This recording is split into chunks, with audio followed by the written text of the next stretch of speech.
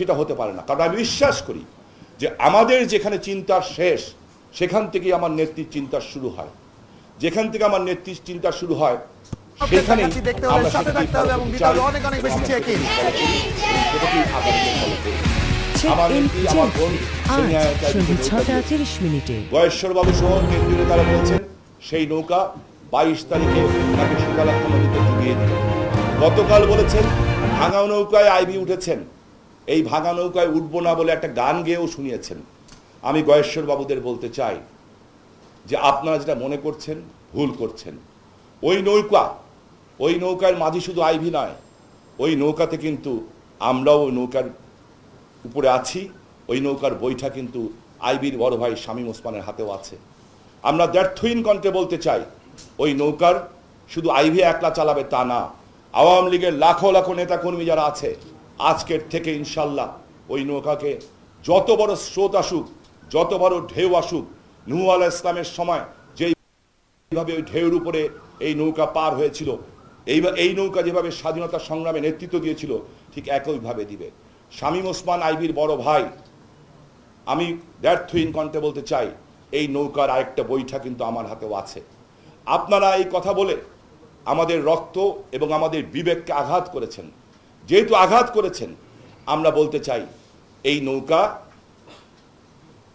যে চলবে, এই দায়িত্ব শুধু আইভির না, শামীম ওসমান তার বড় ভাই, আমি দ্ব্যর্থহীন কণ্ঠে বলতে চাই, এবং আমার নেতৃবৃন্দ, আমাদের হাতে যারা বইটা আছে, নৌকা তো ডুবানো তো বহু দূরের কথা, আপনাদের নৌকার সামনেও আপনারা আসতে পারবেন না। কারণ আমার আপনাদের জন্য দুঃখ হয়, আমার দুঃখ হয় বিএনপি নেত্রী খালেদা জিয়ার জন্য। এই কারণে দুঃখ হয় যে ওনার দলের যে নেতারা আছেন নারায়ণগঞ্জে, যে কালাম সাহেব এক্স এমপি, গিয়াসউদ্দিন সাহেব এক্স এমপি এবং তৈমুর আলম খন্দকার সাহেব, ওনাদেরকে খালেদা জিয়া আকুতি করেছেন, মিনতি করেছেন, নির্দেশ দিয়েছেন, চাপ সৃষ্টি করেছেন। ওনারা কিন্তু প্রার্থী হতে সাহস পান নাই। কেন পান নাই? কারণ ওনারা জানেন এটা আওয়ামী লীগের ঘাঁটি। শুধু তাই নয়, ওনারা এই কারণে প্রার্থী হন নাই যে ওনারা জানেন ওনারা জনবিচ্ছিন্ন এবং ওনারা গণবিচ্ছিন্ন। তাই তাদেরকে নিয়ে যারা হেঁটে হেঁটে ভোট চাচ্ছেন, আমি বিশ্বাস করি মানুষ আপনাদেরকে ভোট দিবে না।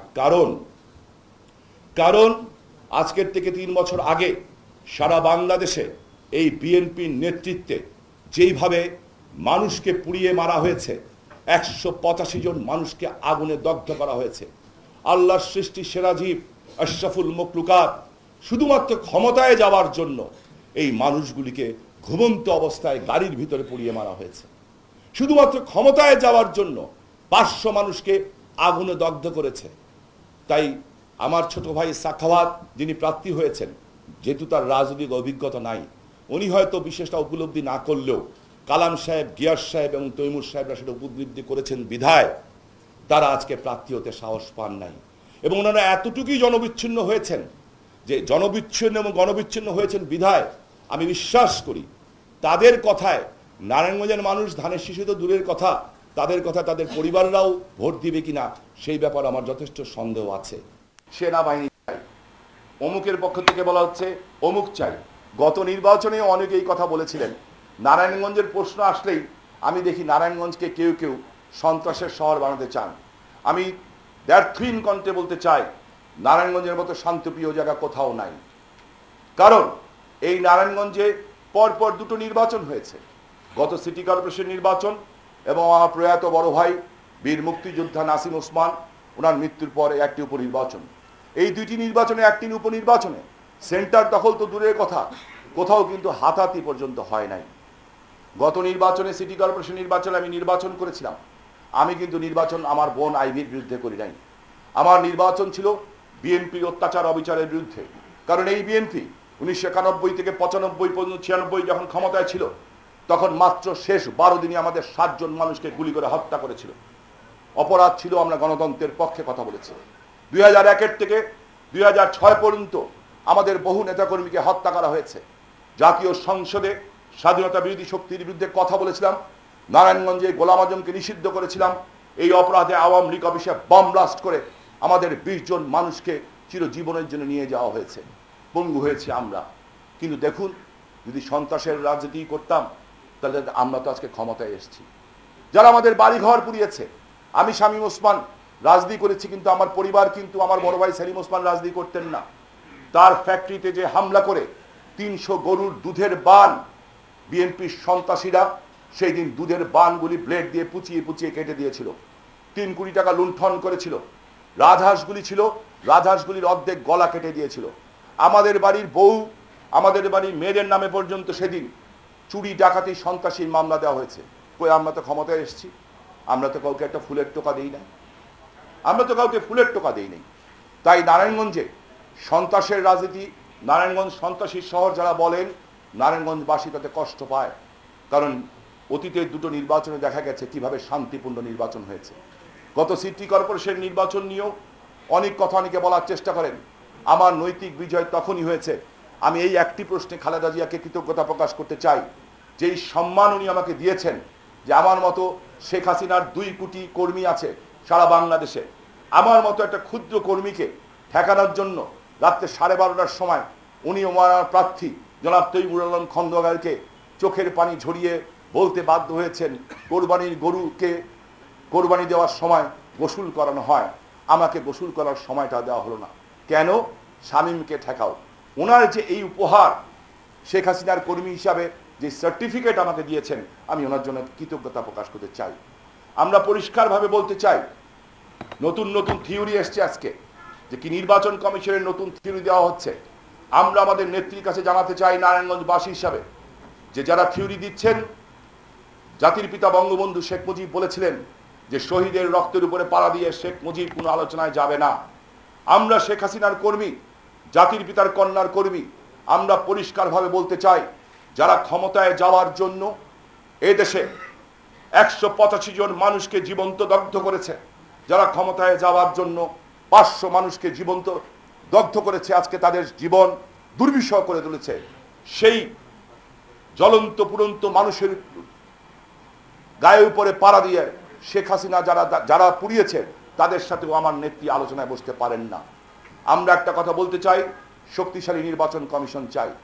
আমরা ব্যর্থহীনভাবে আওয়ামী লীগের পক্ষ থেকে বলতে চাই, যারা নির্বাচনে অংশগ্রহণ করছেন, বিএনপি সহ অন্যান্য রাজনৈতিক সংগঠন, আমরা আপনাদের পরিষ্কারভাবে আশ্বস্ত করতে চাই, নারায়ণগঞ্জের নির্বাচন অতীতের যে কোনো নির্বাচনের থেকে সুস্থ ব্যবস্থা গ্রহণ করবেন। কারণ আমার নেত্রী শেখ হাসিনা একটা নিয়ে বিশ্বাস করেন, জনগণের ভোট এবং ভাতের অধিকার, গণতন্ত্র প্রতিষ্ঠিত হোক, এটাই তার দৃঢ় বিশ্বাস।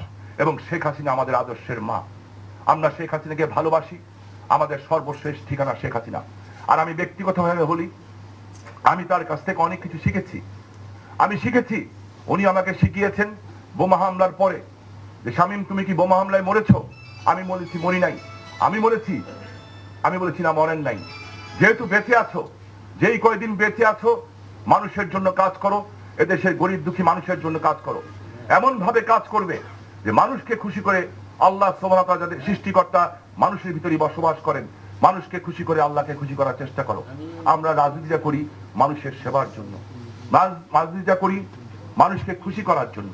তাই আজকে আমাদের নেতৃত্ব আমাকে এটাই শিখান নাই, একটা মা তার সন্তানকে যেভাবে শিখান, বলেছেন আমাদের জীবনেও হতাশা আসে, কিছু কথাবার্তা এসছে, যে কথাটা আমি কষ্ট পেয়েছি, দুঃখ পেয়েছি, মনের ভিতরে আঘাত পেয়েছি, কিন্তু উনি একটি কথা বলেছেন, কোন সময় হতাশ হবা না এবং কষ্ট পাবা না।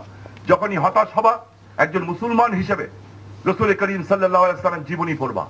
আর যখন রাজনৈতিকভাবে হতাশ হবা, তখন জাতির পিতা বঙ্গবন্ধু শেখ মুজিবের জীবনী পড়বা, দেখবা হতাশার কোনো স্থান নাই। এবং আমরা সেটাই করি।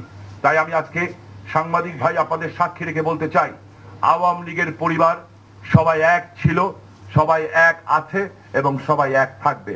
আর বিএনপির প্রার্থীদের বলতে চাই, ধানের শীষ প্রতীক আপনাদের আর রাখা উচিত না, আপনাদের প্রতীক বদলান।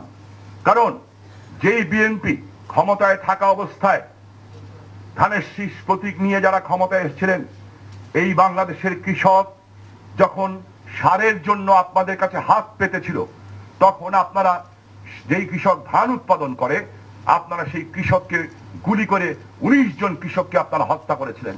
যারা কৃষক হত্যা করে ধানের সারের জন্য, তাদের প্রতীক ধান হতে পারে না। আপনাদের প্রতীক হওয়া উচিত, মানুষকে পুড়িয়ে যে কঙ্কাল বানিয়েছেন, সেই কঙ্কাল আপনাদের প্রতীক হওয়া উচিত। কারণ ধানের শীষে আপনাদের কোনো বরকত নাই। ধানের শীষ আপনাদের এখন দোয়া দিতে পারে না, আপনাদের বরকত দিতে পারে না, আগামী নির্বাচনে সেটা প্রমাণ হবে। এবং আমি বিশ্বাস করি নারায়ণগঞ্জে একটি সুষ্ঠু সুন্দর নির্বাচন হবে। আজকে আওয়ামী লীগের সকল পরিবার এখানে উপস্থিত আছেন। আমি শামীম ওসমান নির্বাচনে অংশগ্রহণ করতে পারছি না, তবে আমি তাও বলতে চাই, আমার বোন, আমার ছোট বোন আইভি যদি মনে করে যে ভাইয়া আপনাকে আমার পাশে দরকার আছে, এবং আমার নেত্রী যদি নির্দেশ দেয়, আমি পরিষ্কার হয়ে বলতে চাই আগামীকাল সকালে আমি পার্লামেন্ট থেকে পদত্যাগ করে আমার ছোট বোনের সাথে প্রতিটা ঘরে ঘরে যাব। আর যদি এই সুযোগ না থাকে, যেহেতু এই সুযোগ যদি আমার নেত্রী আমাকে না দেন, আমি পৌরসভার বাইরে বসে আমার নির্বাচনী কাজ করার অধিকার আছে। নির্বাচন বিধিতে কোথাও এটা বিধান নাই যে আমি বাইরে বসে কথা বলতে পারবো না।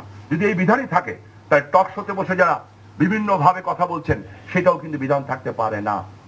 টক শোতে আমরা দেখছি বিভিন্ন ভাবে সবাই সমালোচনা আলোচনা করছেন, এবং গতবার নির্বাচনে আমি টক শোতে দেখেছি যে কিভাবে আমাকে বিভিন্ন টক শোতে বাংলাদেশের সকল সুশীল কিংবা আতেল মানুষ যারা আছেন আমাদেরকে জব দেওয়ার চেষ্টা করেছেন। আমরা কিন্তু প্রতিবাদ করি নাই। আমি নির্বাচন কমিশনের কাছে অনুরোধ করব, নির্বাচন কমিশন, আমরা জনগণের প্রতিনিধি, জনগণের ভালো মন্দ দেখা আমাদের দরকার। নির্বাচন কমিশনের আইনে পরিবর্তন আনা উচিত।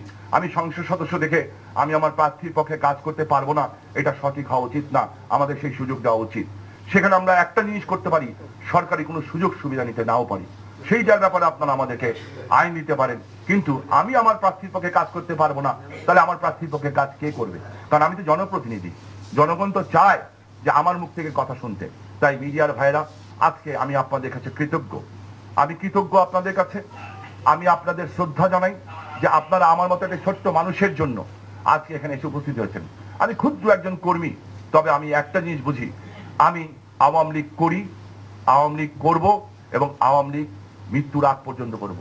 এবং কথাটা শুনতে হয়তো খারাপ লাগবে, আমি আরেকটা কথা পরিষ্কার হয়ে বলতে চাই, আমরা যারা ৭৫-এর পরে জন্ম নিয়েছি, আমরা কিন্তু ওয়ান মাস্টার ডগ। আমাদের নেত্রী একটাই, শেখ হাসিনা। ওনার ইচ্ছা, ওনার কাছে যেই ভালোবাসা আমরা পেয়েছি, স্নেহ পেয়েছি, ওনার জন্য যে কোনো ত্যাগ, যে কোনো তিতিক্ষা, যে কোনো সিদ্ধান্ত উনি যা দিবেন সেটা আমাদের শিরোধার্য। বিশ্বাস করি এই কারণে, কারণ আমরা যা পাওয়ার জন্য এসেছিলাম রাজনীতিতে, উনি আমাদের সেটা দিয়ে দিয়েছেন। সেটা হলো, ওনার পিতা হতে পারে কিন্তু আমার জাতির পিতা। শেখ হাসিনা যদি বাংলাদেশে না আসতেন, জাতির পিতা হত্যার বিচার পেতাম না। আমরা বিচার পেয়েছি। শেখ হাসিনা আমাদেরকে বোনাস দিয়েছেন, এদেশের যুদ্ধাপরাধীদের বিচার করে বাঙালি জাতিকে কলঙ্ক মুক্ত করেছেন। আর এখন বঙ্গবন্ধু যেটা বলেছিলেন, এবারের সংগ্রাম স্বাধীনতার সংগ্রাম, এবারের সংগ্রাম মুক্তির সংগ্রাম। বঙ্গবন্ধু স্বাধীনতা দিয়ে গেছেন, আর আমার নেত্রী শেখ হাসিনা, বিশ্ব নেত্রী শেখ হাসিনা বাংলাদেশের মানুষের জন্য অক্লান্ত পরিশ্রম করে তাকে আজকে এদেশের মানুষের অর্থনৈতিক মুক্তির চিন্তা করছেন। আমরা জানি প্লেনের ভিতরে তাকে হত্যা করার চেষ্টা করা হয়েছে, এর আগেও অনেকবার হত্যা করার চেষ্টা করা হয়েছে। শুধু একটা কথা বলতে চাই, রাখে আল্লাহ মারেকে। শেখ হাসিনার উপরে এদেশের মানুষের দোয়া আছে, এদেশের সাধারণ মানুষের দোয়া আছে। যতই চেষ্টা করুন আপনারা ইনশাআল্লাহ তার ক্ষতি করতে পারবেন না, কারণ এদেশের মানুষের ভাগ্য তাদের উপরই নির্ভর করে।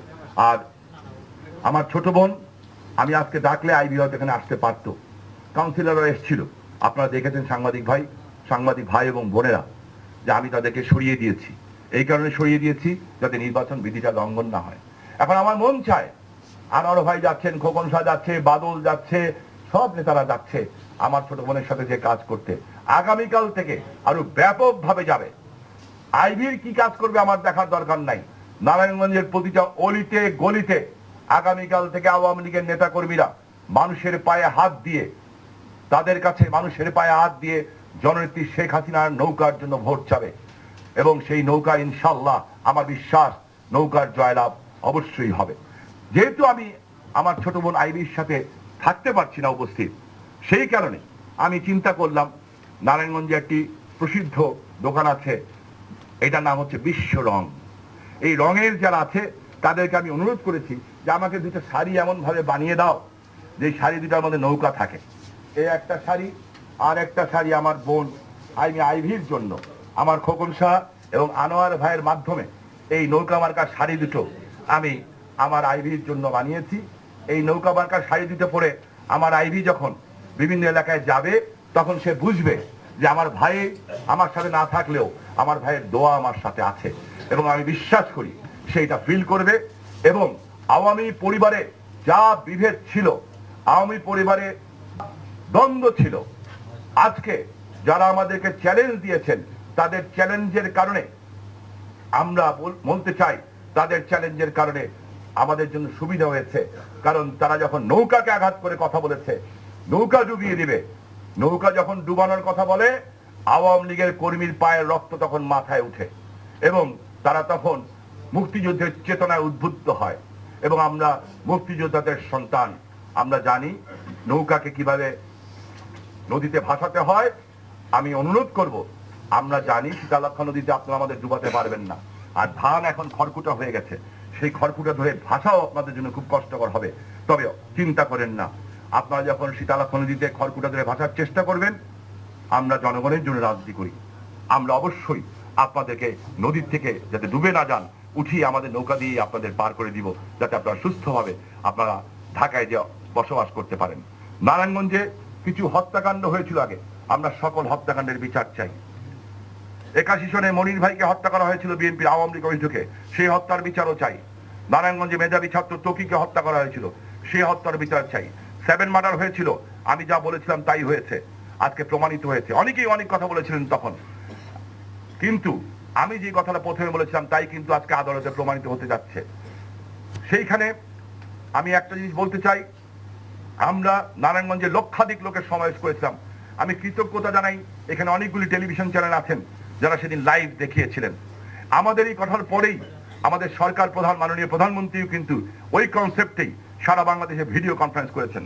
আমরা বিশ্বাস করি যে মানুষ একবেলা কম খেয়ে থাকতে ভালোবাসে, কিন্তু মানুষ চায় মাদক, সন্ত্রাস, জঙ্গিবাদ মুক্ত একটি এলাকায় বসবাস করতে।